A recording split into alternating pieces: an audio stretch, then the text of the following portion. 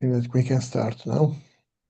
So, good morning and good afternoon to everybody, depending on where you are now. And welcome to this webinar, which is organized by Water Europe in the framework of the EU co-funded partnership Water for All. And we do this today to celebrate the World Water Day that fell on the 22nd of March this year. The World Water Day 2026, as you know, focusing on water and gender equality, which is, a topic that reminds us that water is not only a matter of technical or environmental related challenges, but it is basically and deeply a social issue because it raises, really basic questions on participation, access, decision making, and at the end of the day, who who shapes and benefits from the water systems. So, the Water Europe, as coordinator of the Pillar D of Water for All, we really believe that achieving a water smart society and economy requires really moving beyond infrastructure and technology alone. We really need, to get into the deep of inclusive governance, stakeholder engagement, and the capacity to translate innovation into a solution that can work for people, the territories, and at large for our societies. So this is, and the reason for which we are here with the Water and Living Labs, is actually where Water and Living Labs play really a critical role because they are not just demonstration sites, but they are real life environments where the innovation is co-created with municipalities, industries, researchers, and citizens. So because water engineering labs allow, our society to test solutions under real conditions, but also to understand also the social dynamics, which is at the basis of the capacity of a territory to be sustainable in the long run, particularly when it goes into the water-related challenges. And this includes, of course, inclusiveness, includes gender perspectives, and can be embedded into water management at large. So today's session really wants to bring this perspective into practice. And this will be done through examples from different water-oriented living labs in Europe. And we'll see how the water innovation can contribute to a more inclusive, resilient, and socially responsive systems, able to change and able to make this change a long-term change and stable in the long run. So in the end, our objective is straightforward. We want to move from principles to the implementation and to better understand how inclusiveness, of course, makes a big reference to gender equality, can become a structural component of the innovation. So with this, really, I want to thank all speakers, Water for All, my colleagues in Water Europe, and the colleagues of Water for All, which are participating to this webinar, for joining. And really, we look forward, to a very engaging discussion. Now, I would like, really to pass the floor to Amanda Leffen, which is the Water for All Partnership Vice Chair, and she will give an overview on the most recent research on gender inclusive water management and to help exploring how the gender perspective can be effectively integrated into the water and living labs and at large living labs approaches. Thank you so much once again. Amanda, please, the floor is yours. Well, thank you, Andrea, and good morning and afternoon to everyone joining today. It's a real pleasure to welcome you to this webinar on water and gender in practice. It's a topic that sits at the very heart of sustainable development, human rights, and the future of water security. Across the world today, water is not just a resource, it's a daily lived reality shaped by inequality. And nowhere is that more visible than in the experiences of women and girls. We know that 1 in 4 people globally still lack access to safely managed water services. And in many contexts, it's women and girls who bear this primary responsibility for water collection, hygiene, and household water management. In parts of sub-Saharan Africa, women can walk several hours a day to fetch their water. It amounts to 200 to 250 million hours a day globally in total. The knock-on effects are huge, impacting their access to education and work.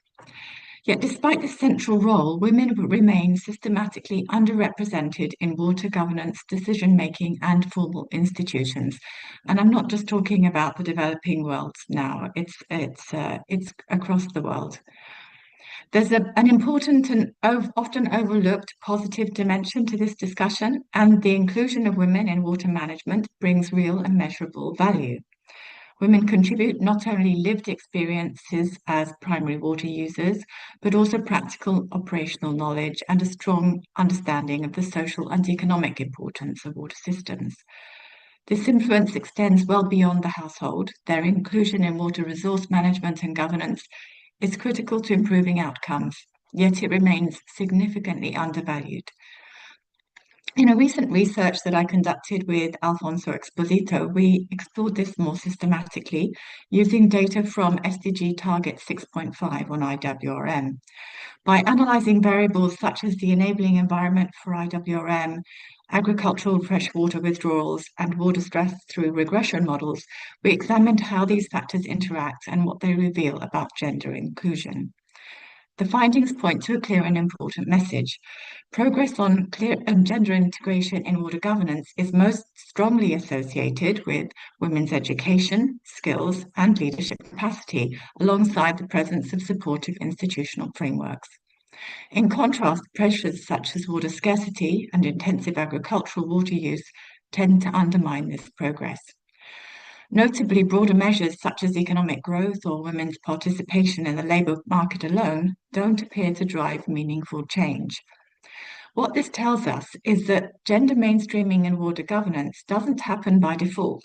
It requires deliberate institutional and political commitment, supported by targeted investment, the ability to respond to resource pressures, and a sustained focus on empowering women through education, access to resources, and real influence in decision-making.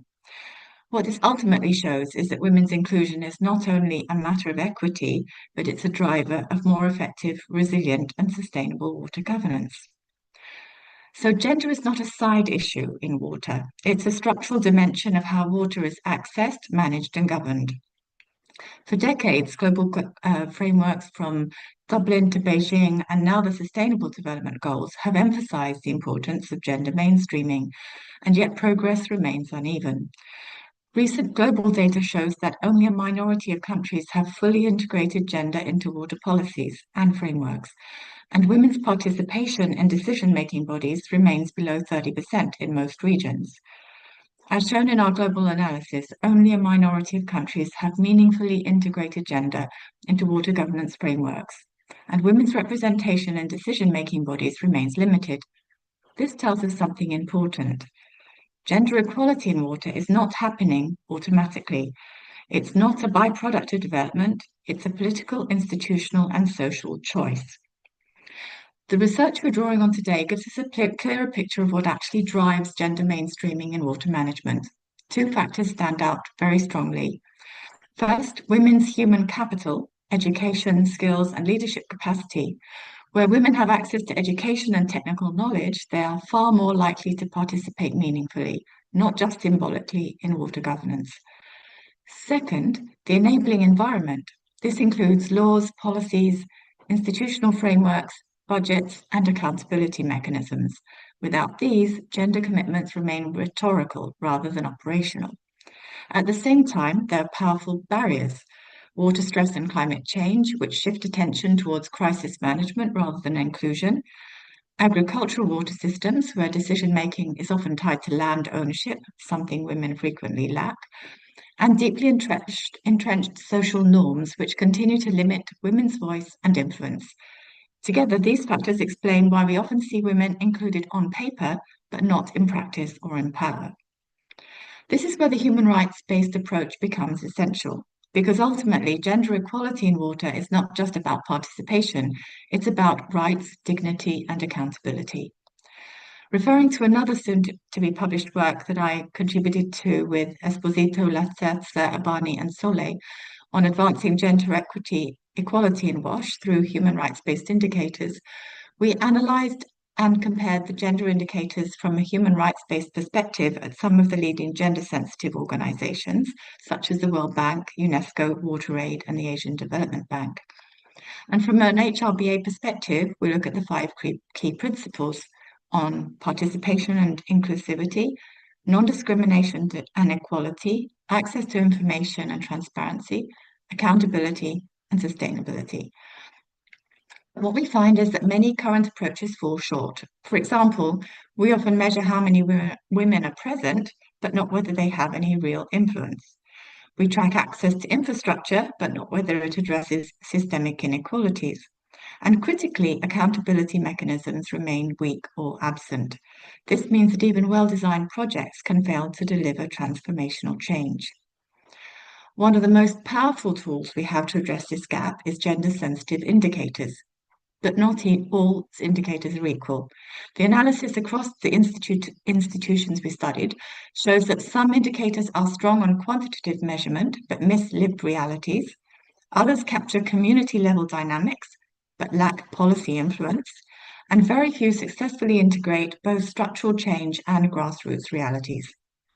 And perhaps more importantly, many indicators measure participation but not power.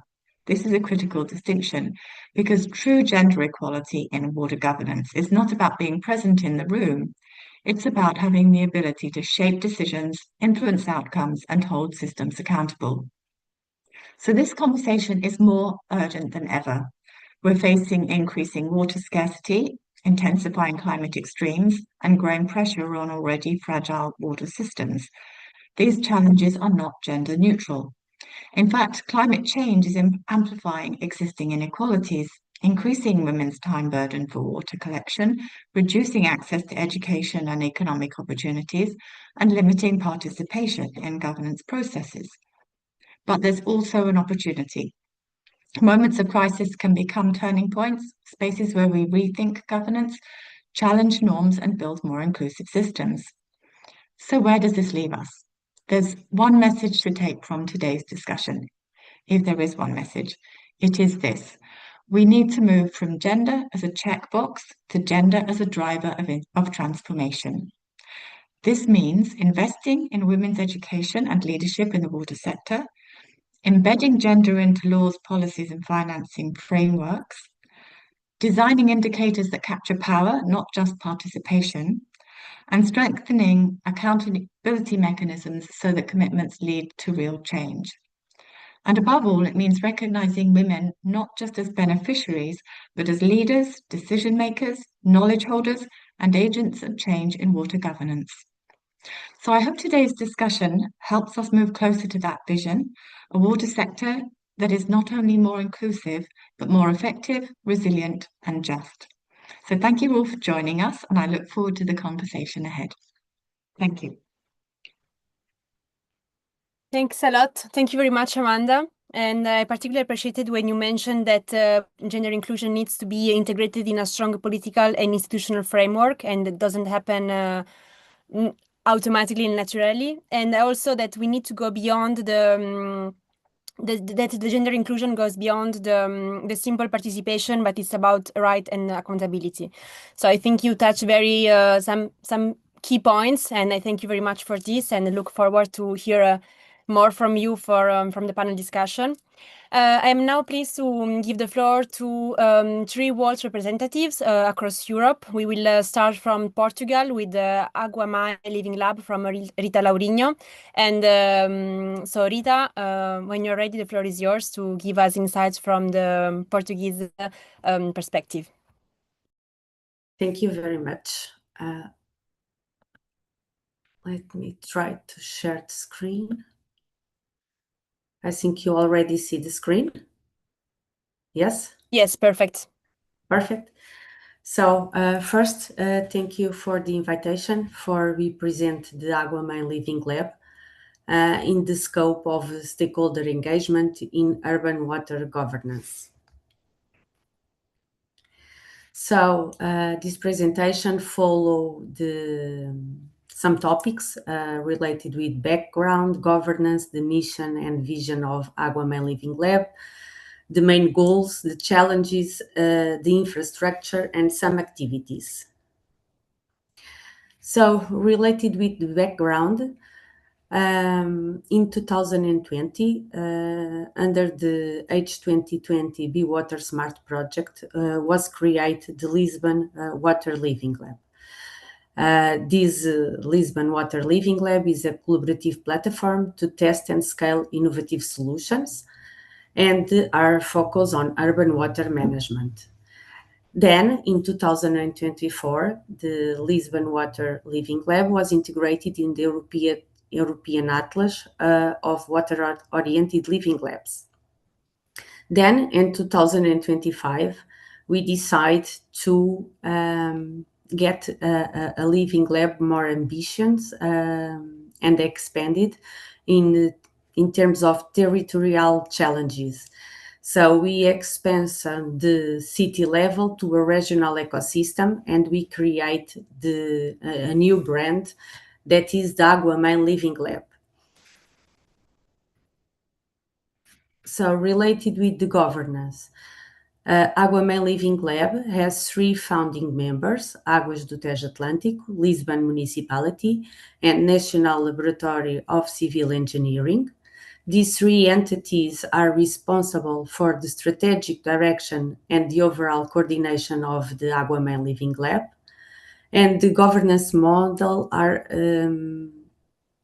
based on a quadruple helix approach with academia, industry, government, and civil society, and is structured in the framework of the co-creation and demonstration.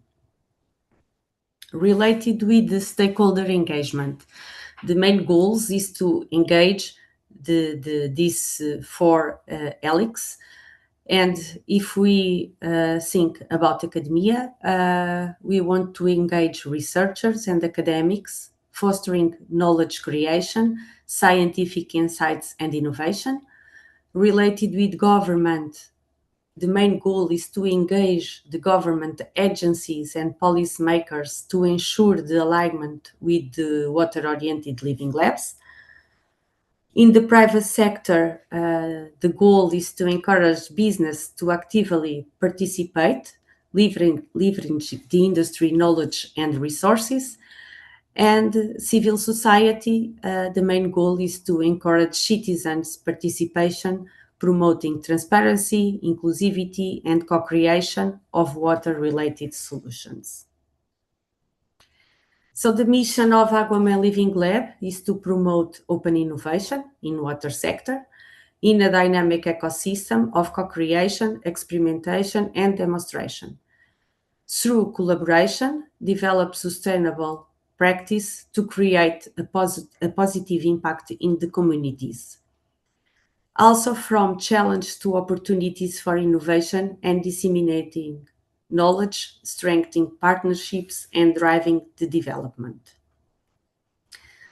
So the vision is to be the space of excellence for open innovation in water sector. The specific goals of AguaMain Living Lab are AguaMain as an innovative player and a facilitator of innovation, establish partnerships with technological centers in the sector and other stakeholders, promote the knowledge transfer, increase the portfolio of intellectual property, promote connections with universities and research institutions, develop and implementing innovation projects, and support postgraduate work, startups, and SMEs. So the key challenge that AguaMain Living Lab is focused are related with climate change impacts, the droughts and floodings, the increase of water scarcity, the demographic pressures, the aging of infrastructures, the pollution and the environmental degradation, and also the rising of operational costs. About the infrastructure, so we have the headquarters of AguaMain Living Lab in Fábrica de Água de Beirolas. It's the picture at the middle. And we develop a space for co-working. This is the the left picture.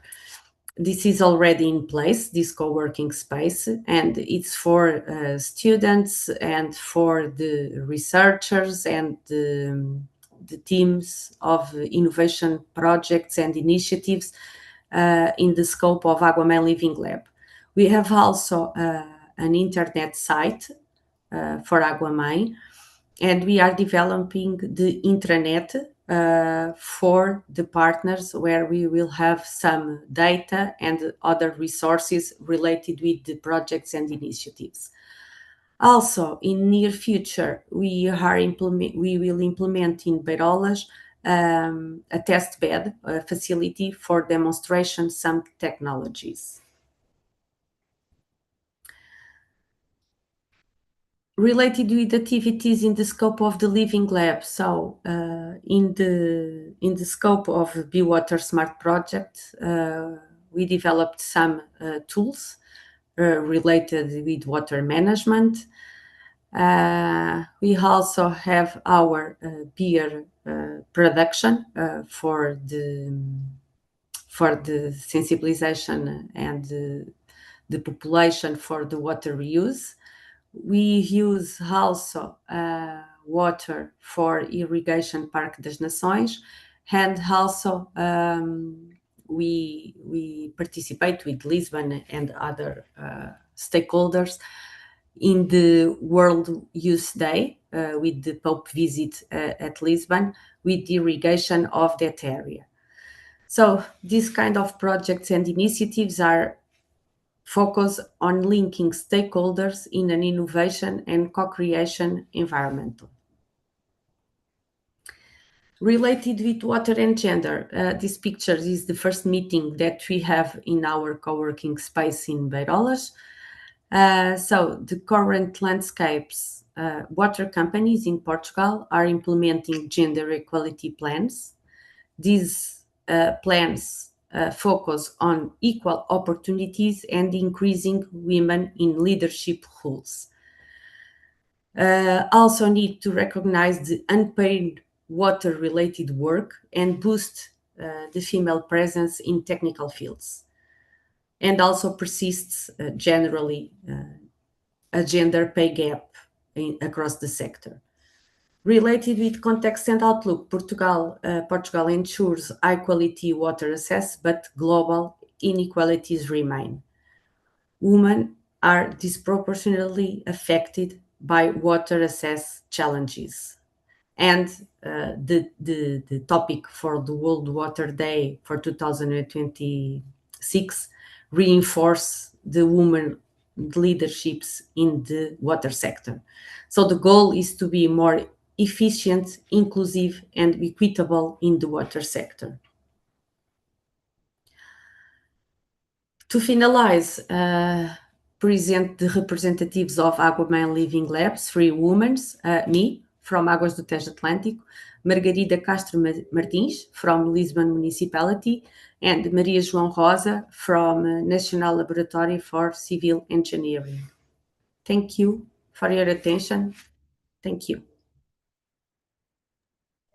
Thank you very much, Rita, for the presentation and for having provided a very clear overview of the internal structure and the work you are carrying out within your wall.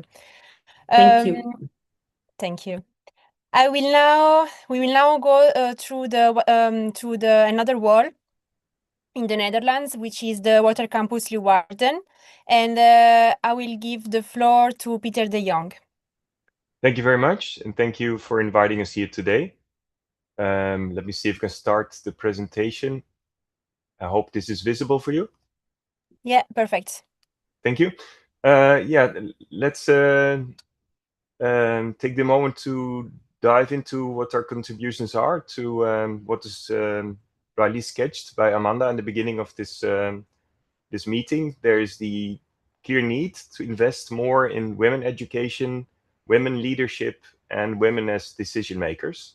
And at the Water Campus in Leeuwarden, we do what we can on that, and I will share in details what that looks like. Let me first start by sharing what the Water Campus as a whole is doing. At the Water Campus, we are developing breakthrough innovations. And that means that we work closely together with the business side, starting from a market demand with new ideas to develop technologies. In WETSUS, we do that from TRL 1 to TRL 5. So this is the high-risk research in which we collaborate with companies. I will share a bit about that later. Then for the upscaling, there's a special lab, which is called the Water Application Center for pilots. And outside, we also have demonstration sites, such as a dairy campus and a wastewater treatment plant, all run by CEW. This together forms the Water Campus as a living lab. We also work closely with launching customers and help SMEs to go to global market, which is supported by the cluster organization Water Alliance. And our living lab works closely together with the regional governments, which are the city of Leeuwarden and the province of Friesland. And beyond that, we have other actors in the innovation ecosystem that I will briefly address. This is a picture I put in because we are talking about living labs, but I will not go into detail what the technical sites look like. That is something for other types of meetings around living labs. Today, I will focus purely on the education side of things, education and interaction, because that, of course, is more the focus of today. So at the Water Campus, we are active in education along the entire learning cycle, all the way from primary education up to PhD and even Water MBA. Let me start at the beginning. Many people have a keen interest in water when they're young, but not everyone gets inspired to join the water sector. So we try to connect with this intrinsic motivation of young people and their wonders for nature. And we do that by reaching out to students at the age of 10. And we do that by sending special teachers, we call them the water professors, to schools within our region. And in total, we reach 1,200 students per year. In total, over the past, we have so far reached already 20,000 young persons. And of course, we try to convince them that not only water is important, second, that they can do something about it, but also thirdly, that we hope that they will actually work within the sector. And during these 3 days, they also meet people that work in the water sector, so they have an idea what they might do in the future. When you talk about secondary education, we also organize special events for them and a special honors program, which means that Thursday afternoon they get free from school to join us in our lab and to be a junior researcher. We do other special activities and assemble toolkits. We also have been doing that with the help of Water for All, to send these to schools in which these students can themselves experience water and work with that. Then once a year, we organize a special annual Girls' Day. I see that the apostrophe shouldn't be there. Sorry, typo. During the Girls' Day, the whole campus shows to young girls that anyone can work in the water sector and that women can become any role that they choose. So the whole guidance that day is being performed by our female colleagues that do different kinds of roles within our organization. Again, this is to not only attract their interest, but also see themselves as future organizers, leaders, and decision makers. Then we are working very actively at bachelor students. Of course, we deal with, for instance, the people that study specifically water. But for more inclusiveness, what you see here are students that are not from, as we call it, beta sciences, which in English would be STEM. But these are people that do alpha studies and think about communication and other types of studies that are invited on the Water Campus to consider what are key challenges in water and to get also their interest to contribute to the solutions for the water sector. Then if you talk about the master degree, we host the Netherlands' first joint degree. So 3 universities together and together with WETSUS are offering this education. And of course, also here we try to attract as many female participants as possible. And here in the table, I added the amounts per year. And as you can see, we aim for gender neutrality. Of course, it's not all decided by us. Depends on who is registering. But you see a bit of fluctuation, but definitely there is interest from girls to start studying this particular research. And as you can see in the pictures, all of them are very, very much enjoying together. Every year in September, the education starts, and in April we have a deadline for international students to register, which actually goes through the University of Wageningen, where our MSc is accredited.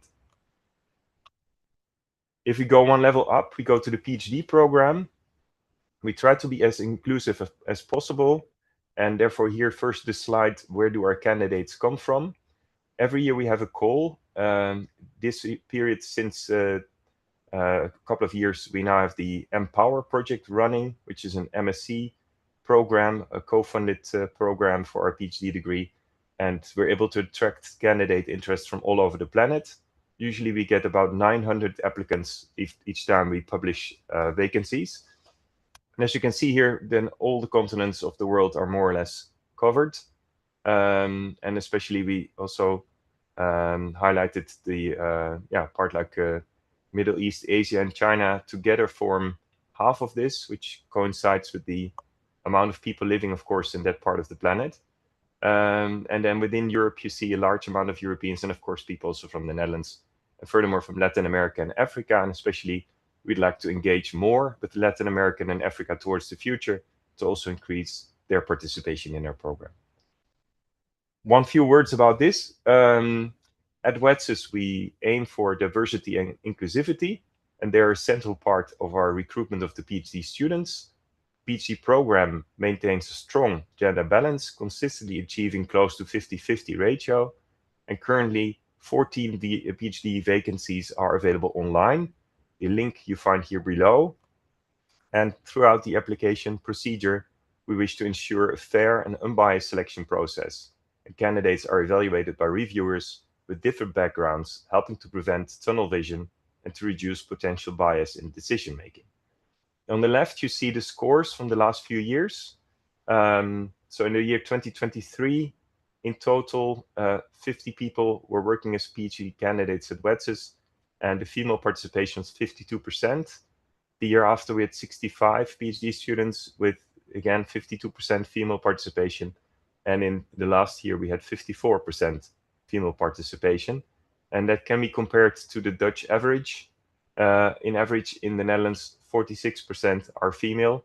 So overall, at the female participation for PhDs, we do a really good job. And of course, that later will undoubtedly translate towards leadership and decision-making roles. If you look at governance, apart from the parties that participate, like the regional government and the triple helix I mentioned before, it's also important to share here how companies are participating. And what you can see here is the participation within WETSUS of public end users, large companies, and SMEs. That is the left side of the graph. And on the right hand, you see within the Water Campus overall. So this includes the members of the cluster organization. Then we have in total 300 company members at the Water Campus, and 70% of them are SMEs. And in all cases, the SMEs have the same rights as large companies. So in this sense, we'd like to be as inclusive there as well. At this moment, today, this picture was taken just a few minutes ago at our campus. This is the European Water Campus Business Challenge. This is being hosted by our cluster organization, the Water Alliance. And these are startups. These are mentioned also in name on the left. So in total, 12 startups are participating this year. And these founders are 9 males and 7 females. And you can see also from which countries they originate. So it's actually pretty much become a global Water Campus Business Challenge, as you can see. And there are pretty diverse teams and combinations. They've been giving trainings this week, how to improve their business plan, to find their niche markets, and also had a networking session with more than 60 CEOs. So hopefully many of them have obtained the training that they were looking for and got inspiration, connections, and visibility towards future investors. And hopefully this will make the men and women in this group more empowered in their leadership positions and their ambition to contribute to the water sector.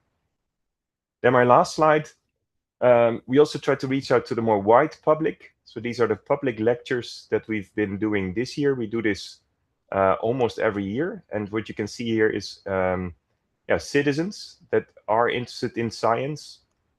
And we present to them our latest research outcomes in a way that is understandable for people that also do not work in the water sector. And I translated the topics, but you can see here on the left. So the topics were nitrogen for the taking, lightning strikes PFAS, about PFAS removal, then the sewer wealth, the wealth of the sewer, which is about generating bioplastics.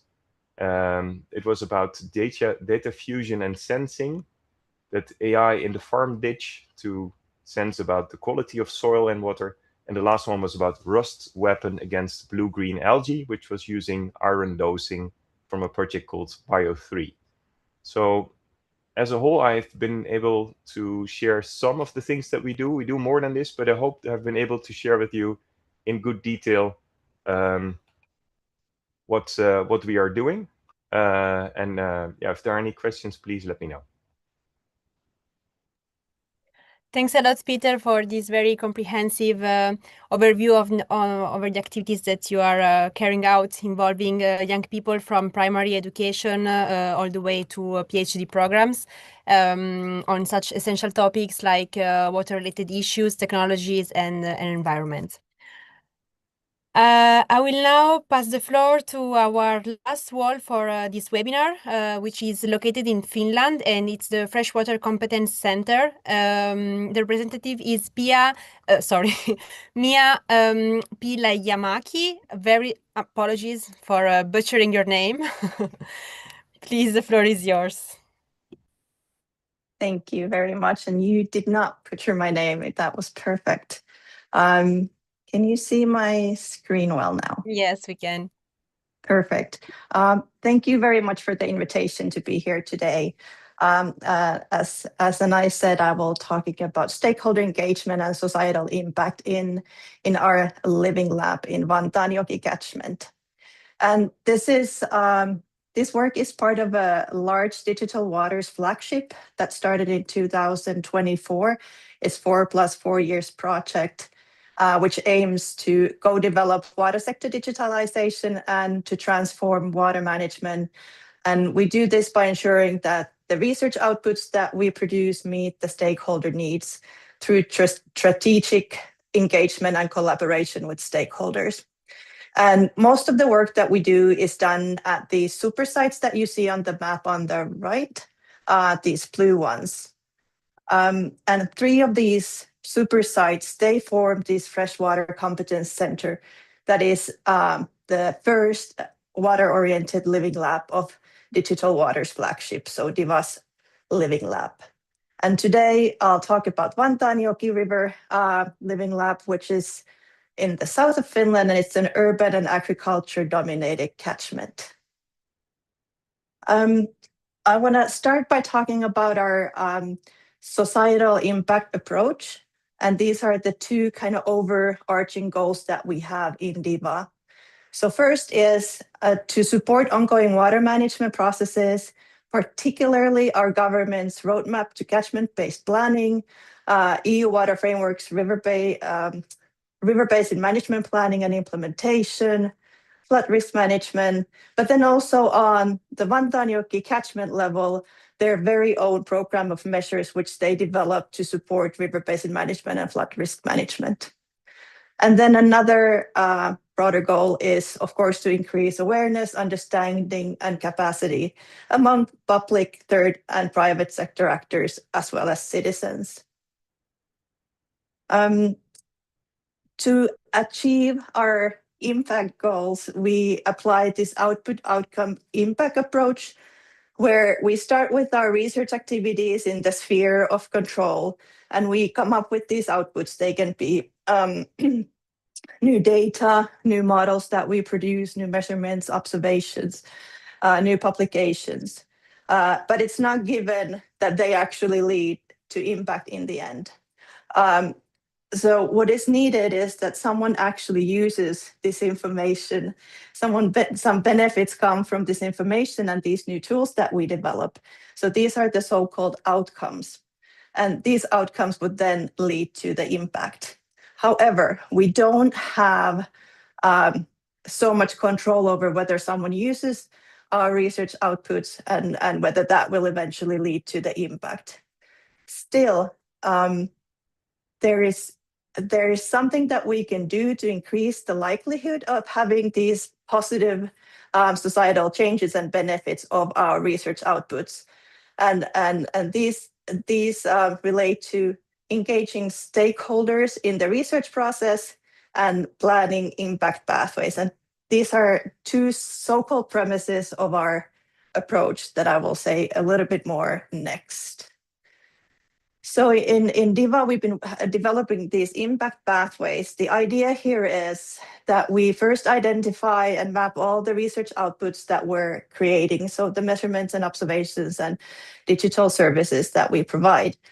And then we kind of link these to the processes and phenomena that they tell us about. So what is the new added information and value of these tools and knowledges that we're producing on, for example, nutrient loading or floods and droughts, for example.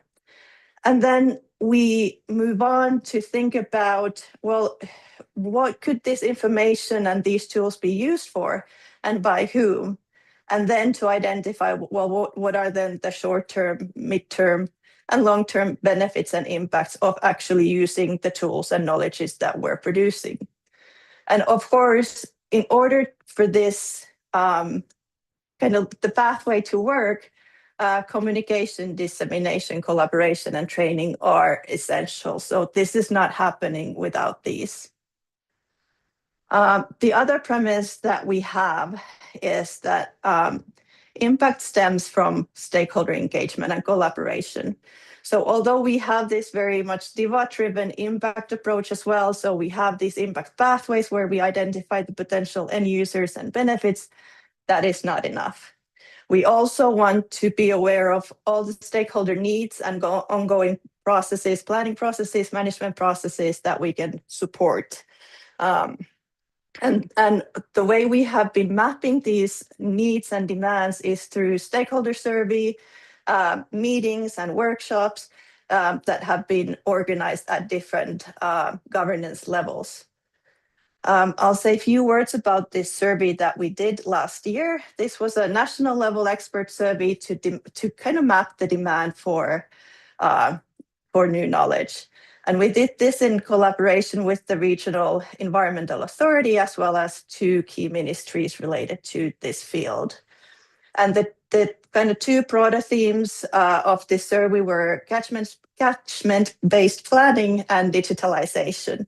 So what we wanted to do was to find out what are the current challenges in and enablers of integrating catchment-based planning into other planning processes that are ongoing in water management.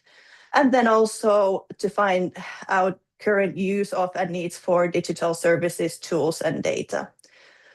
We got in total 51 responses from many stakeholders representing different actor groups, and we were quite happy with that. We then complemented and validated the results of the survey in an experts workshop that we organized.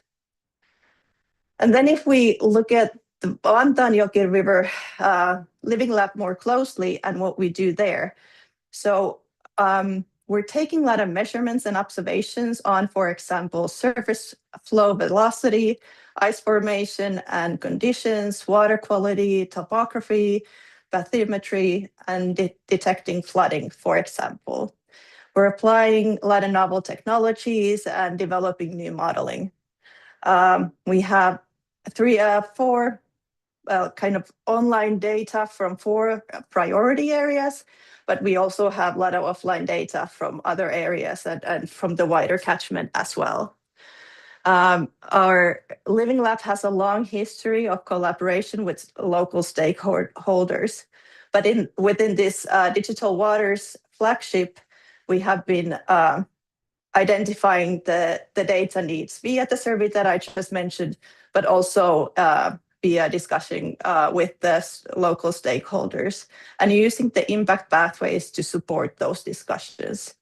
And what we're really seeking at Vantaanjoki Living Lab is closer collaboration with the stakeholders. So what we did for this purpose was just to, like a very basic stakeholder analysis. We wanted to identify the key stakeholders in this catchment from different sectors and public as well. And we then kind of started go forward with collaboration with this Water Protection Association of the River Vantaa and Helsinki region. This is an NGO that has a lot of expertise in monitoring. They do research and development projects. They identify risks and plan risk management measures. They provide training, advice on water protection, and promote recreational use in the catchment. They also were kind of the leading force for preparing this local catchment program of measures, which is one of our kind of key management policies that we want to contribute to. The association has 28 members, ranging from municipalities, water utilities, associations, organizations, and businesses. They also chair a negotiation committee that involves a broader range of stakeholders from the region. And the association is a very central actor in the whole kind of broader stakeholder network at this catchment. And we started kind of initial collaboration with them in 2024. We had several meetings to discuss common interest and collaboration opportunities. And the benefits of collaboration were really clear very early on. But similarly to many other nonprofits, their work is very dependent on project funding, and they have very limited possibility for this kind of continuous long-term collaboration with us without any funding. And to solve this, we applied together funding for this association, and we received 3-year funding that started now earlier this year. And this will facilitate and enable us to collaborate very closely over the next 3 years at this Living Lab. So what are our aspirations for this collaboration? So our Digital Waters flagship gets an access to this broad stakeholder network at the catchment that the association has. We also see a lot of benefits in this two-way support for ongoing development projects and stakeholder events that we can organize together. The more specific focus of collaboration will be decided together. I think our next meeting will take place in 2 weeks.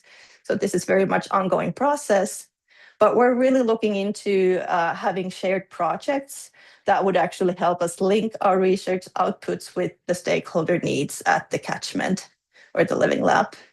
We're also looking into the possibility of piloting some of our digital services at the super site. And last but not least, the implementation, and we want to support the implementation and revision of the program of measures that they have for the catchment. And finally, if I still have a few minutes, I'll just say quickly that the Living Lab has also developed this When Ice Break service, which is an online service where people living in the catchment or where elsewhere as well can kind of get information about the ice cover status of the river. And this is something that has been developed together with the locals, so local stakeholders. So that's really all from my side. Thank you. Thank you very much, Mia. I particularly appreciated the slide where you showed how we may or may not go from outputs to real impact, and how stakeholder engagement is particularly essential throughout this process. Thanks a lot once again to all the speakers, and we'll now hand over to Andrea for the moderation of the panel discussion. Thank you, Anaïs. Let me welcome Maria João Rosa from ELNEC and Pedro Teixeira from the Municipality of Lisbon joining the webinar and participating to the panel discussion. But also to ask, Amanda, if there is any comments from her side.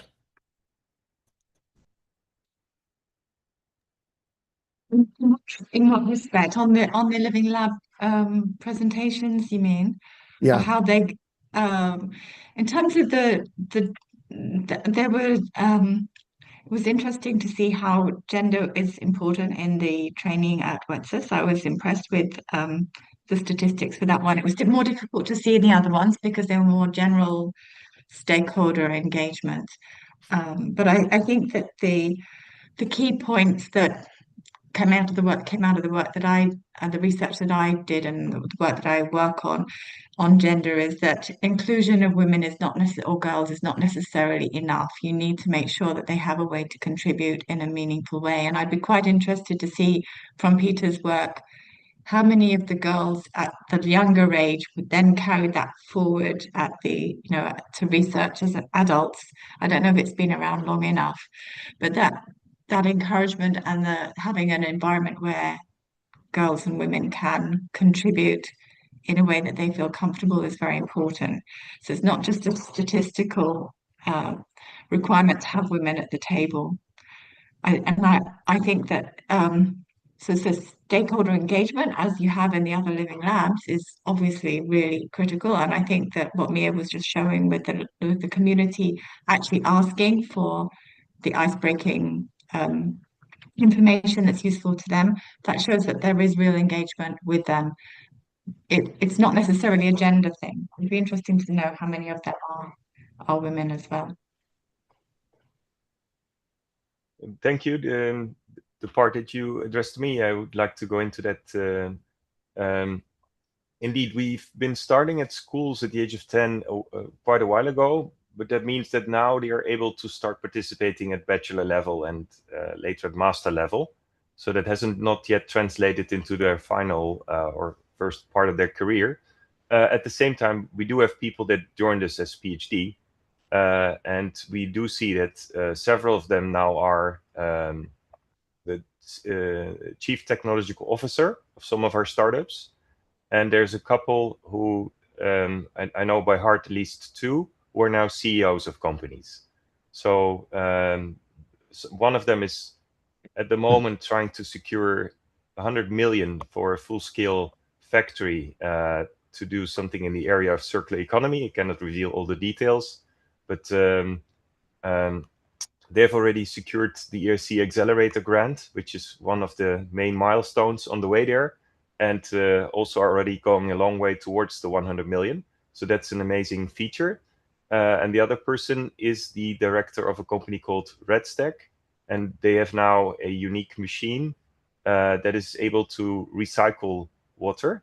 So you can do the water efficiency at industries, something that is more and more required, with a special type of membranes by which they're an order of magnitude more energy efficient. And that will allow for water reuse from industry, either within the factory itself or for organizations located next to them. So it fulfills a very special niche that the world more and more needs, and very well in the experienced hands of a female director. So we more and more see that, and of course we do come a long way, because the water sector was one of the more or less 100% dominated by males 20 years ago. So a lot of steps have to be taken and are being taken. Many thanks, Peter. Also because we all know that the water sector remains quite a conservative one. So also changes are not that easy to take place. And thank you, Amanda, for highlighting this issue. Very much interesting. Also how things are becoming real from the WETSUS perspective. I have a question that I would like to address to our speakers from Lisbon, but I see that Maria João already raised her hand. But I mean, let me ask you. I mean, something which is. I mean, I'm sure that you can respond. For sure. I mean, while implementing water solutions, I mean, in a real life environment like water engineering labs or cities or whatsoever, of course, we found bottlenecks and problems. But from your experience, from the governance and societal point of view, what are the barriers that you have found more, let's say, stronger and more impactful in terms of achieving the results? Good morning, everyone. Thanks for the question, Andrea. I raised my hand because if I have the time, I would like to come back to the issue of water and gender because of the topic of this year's World Water Day, and to let you know that really in Portugal, water is feminine, and I have the numbers to support it. But going back to answer to your question, yeah, governance is still. We have some bottlenecks in Portugal, and in terms of the Água Mãe, used to be Lisbon Wall, we are very much focused on the water reuse for urban irrigation and restricted irrigation, and that involves recently issued European legislation like the regulation for water reuse. And the creation of a new service of water, because in the water sector we have a kind of two consolidated services: drinking water supply, wastewater management, but also now with the borders being a little bit unfuzzed with the stormwater, and now the reclaimed water service. And so since this is a really an innovation and a leading edge topic, we are facing the limitations and more or less the resistance that we every time we start something new we have to overcome. But I think even the Lisbon Wall has provided a good contribute to implement it in place. So now we have, since 2022, we have had the 2 licenses granted following now this new European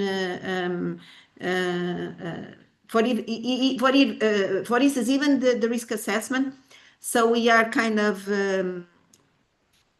working as a lighthouse, if you can pardon me my lack of modesty. Andrea, can I go back to the water gender? Was the kind of this kind? Please go ahead.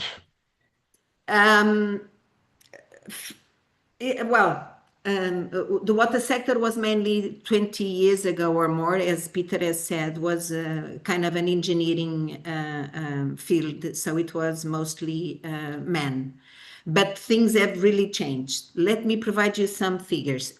Starting by the Água Mãe Living Lab, the direct translation to English stands for mother water. So we cannot be more feminine, right? And then we have 3 women representatives of the 3 founding partners. So Rita, myself, and Margarida. But we are inclusive. That's why I keep Pedro here.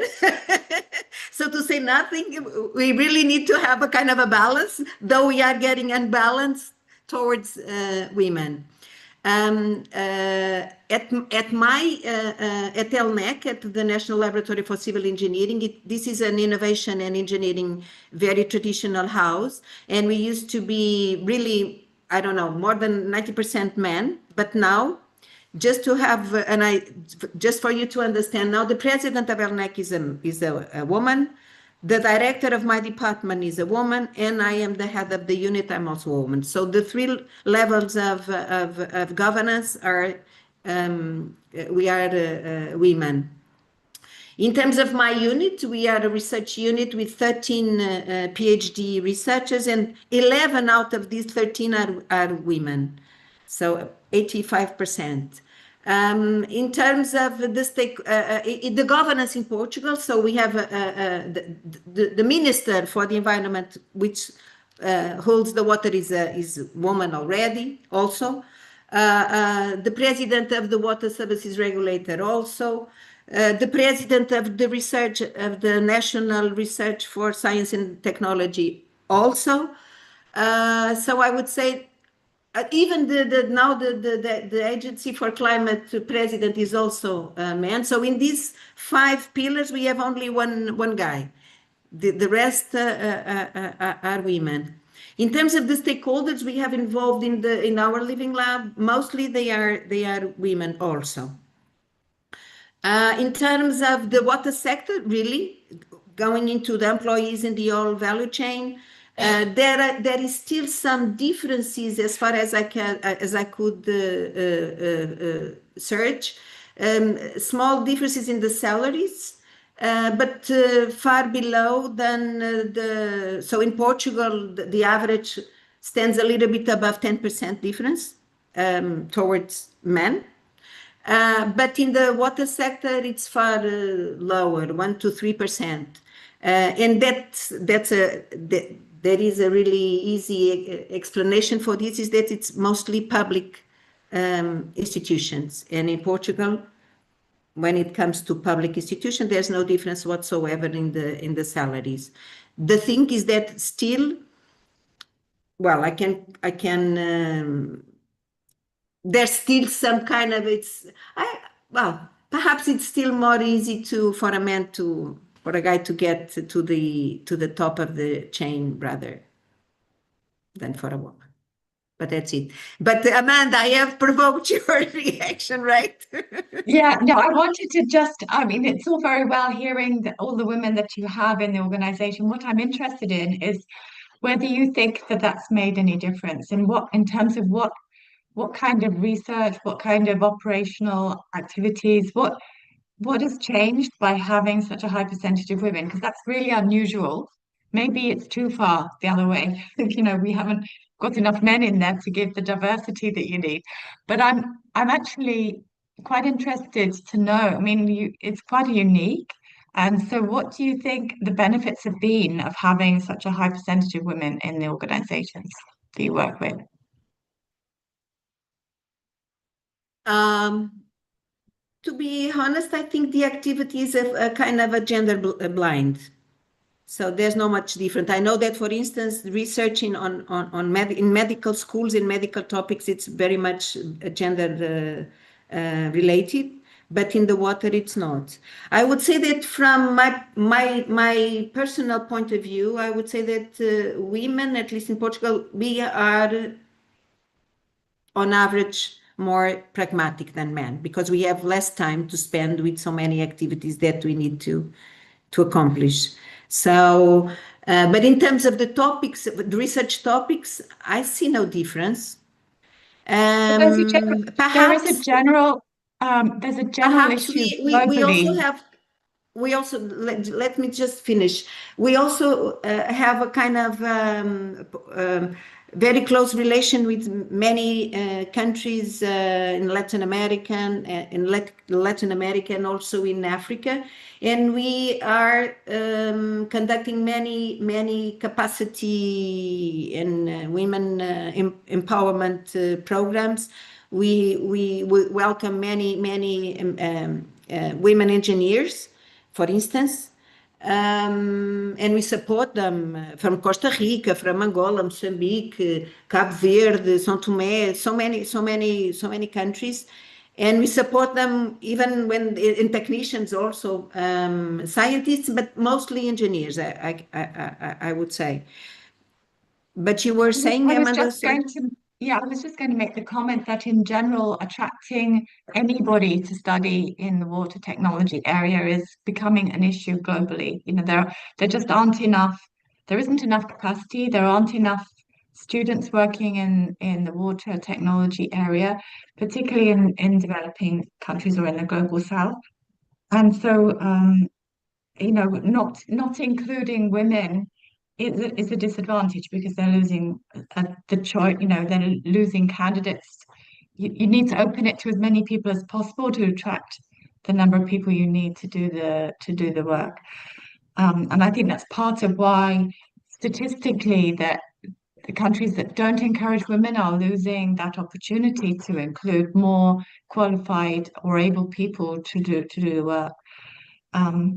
So I just was interested because it's very unusual to have such a high percentage of women, and I wondered if you could see any anecdotal benefits there. But thank you.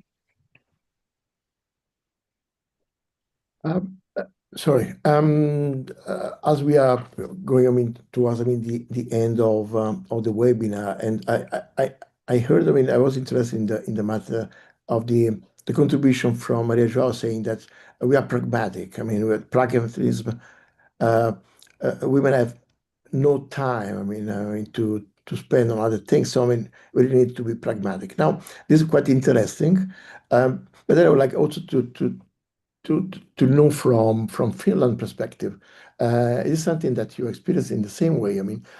There is, a Finnish pragmatic way to operate. Ooh.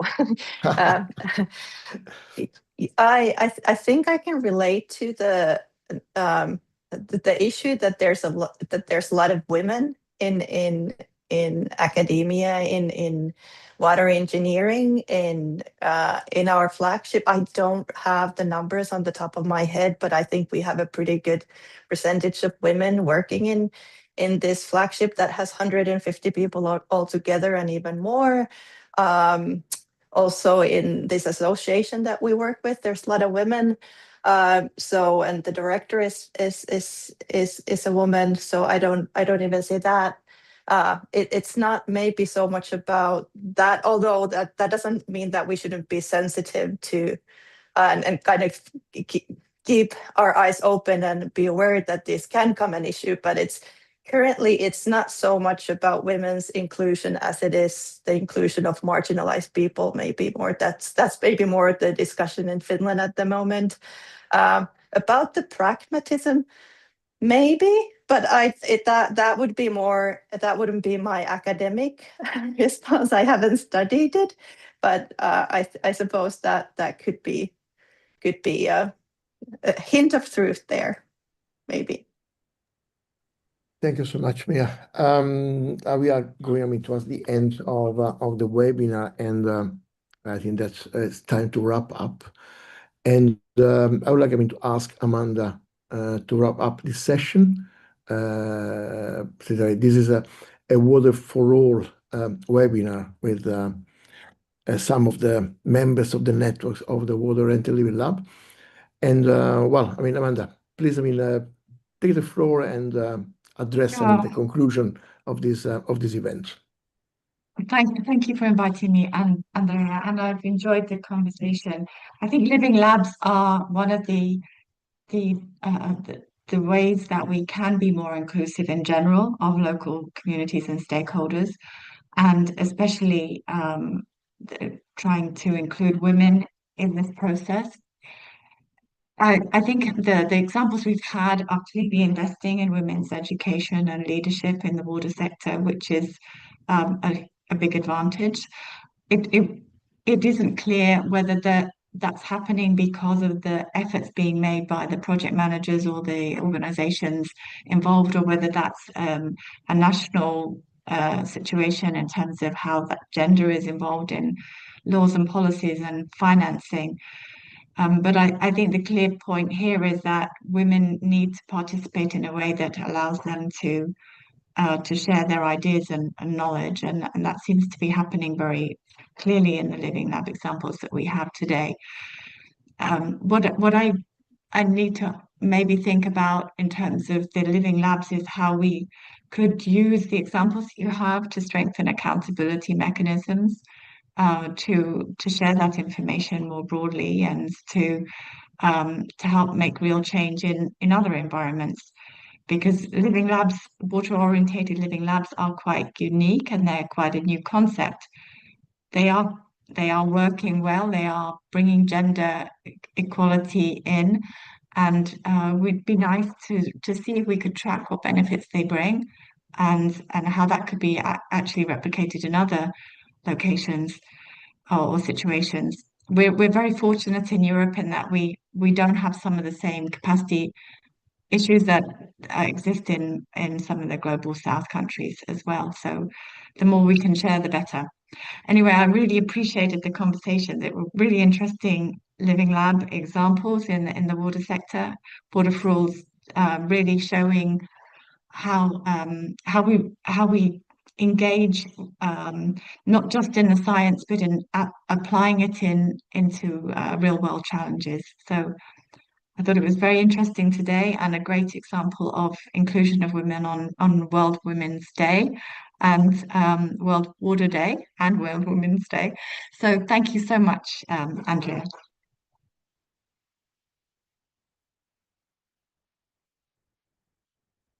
My pleasure, and many thanks to all the participants, the speakers, and the audience. I think that we really had, a very interesting discussion today. So let's see, the next appointments, for Water for All and the Water Energy Labs. We have a number of webinars upcoming, and I do think that we are contribute, to mark, the Water Day 2026 properly. It's been an interesting discussion, and once again, thank you to all the speakers and the audience. Thank you so much. Thank you. Thank you.